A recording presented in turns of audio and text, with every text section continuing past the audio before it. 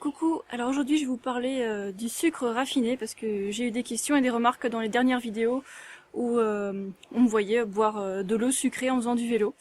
Alors je vais parler un peu plus de ça pour que vous compreniez bien l'esprit du truc. Alors déjà à la télé, sur internet, on vous raconte partout que le sucre c'est mal et voilà, que le sucre ajouté, que le sucre raffiné c'est pas bien. Mais je dirais que pendant un entraînement sportif, surtout quand c'est intense comme une montée à vélo comme ça, je vous promets que si vous êtes en train de digérer quelque chose de solide, vous allez être ralenti. Alors que en cyclisme par exemple, si on boit plutôt de l'eau sucrée en montant ça, en fait on va avoir plus d'énergie puis qu'on va pas être en train de digérer. Puis comme ça on aura nos glucides directement assimilables avec une digestion ultra rapide quoi. Alors pour ceux qui font des courses à pied longues, c'est un peu pareil aussi. Voilà, là, donc ma boisson énergisante préférée, c'est de l'eau sucrée. Donc j'apporte un bidon d'eau sucrée et un bidon d'eau tout court, histoire de pouvoir se rincer la bouche quand même. Parce que garder du sucre en permanence dans les dents, enfin autour des dents, c'est pas terrible. Hein, voilà. Donc je fais attention à ça et ouais, pas de caries. Hein. Donc ça, c'est juste des boissons sucrées. Et puis après, si on boit des boissons acides en permanence, c'est pire, hein, parce que l'acide, ça attaque directement l'émail. Hein. Alors que le sucre sur les dents, celui qui a tendance à coller, il alimente les bactéries qui, elles, produisent des acides, qui à leur tour attaquent l'émail. Voilà, donc c'est plus indirect. Donc si on mange des trucs sucrés, il suffit d'avoir une bonne hygiène dentaire. Et si vous avez des caries en mangeant des trucs sucrés, passez le fil dentaire tous les soirs, brossez-vous bien les dents, rincez-vous bien la bouche tout le temps, en restant bien hydraté, et puis ça devrait aller, quoi. Voilà.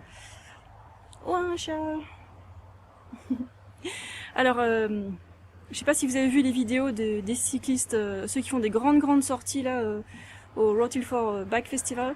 Eux, ils ont tendance à tourner, je sais pas, à l'eau sucrée, donc eau et sucre de canne comme moi, ou alors il y en a qui tournent carrément au Sprite. Il y en a même beaucoup qui boivent du Sprite quand ils font des très longues sorties, genre plus de 100 km, et que les seuls endroits qu'ils trouvent hors de la ville, c'est des petits supermarchés qui vendent pas grand chose, et puis voilà. On achète ce qu'on trouve de sucré, histoire de pouvoir continuer à carburer et de pas être tout essoufflé et tout mou, quoi.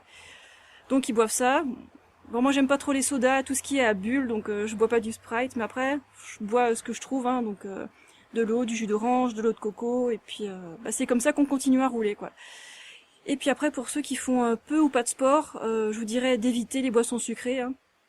Donc tout ce qui est jus de fruits, coca, soda, en général, c'est pas très bon, quoi. Mais déjà parce qu'il n'y a pas les fibres, et en plus, c'est du sucre raffiné, c'est pas très bon pour les dents, ça va...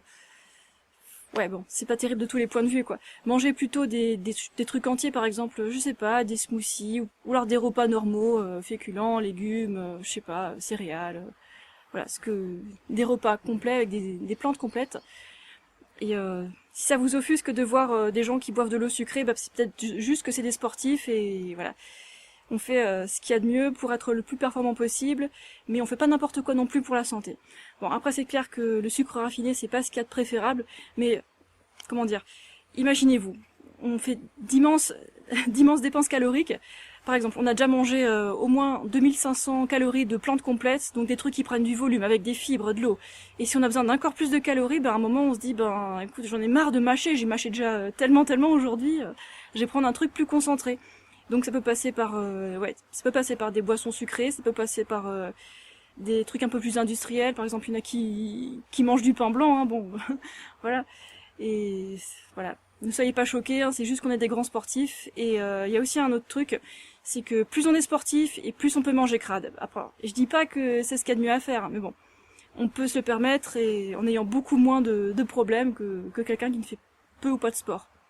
Là par exemple, au mois de juin en Thaïlande, j'ai mangé tous les soirs au resto, c'était pas super parfait nutritionnellement parlant, mais bon, moi c'était vegan, et j'ai eu un seul bouton d'acné à la fin de ce mois de juin, quoi.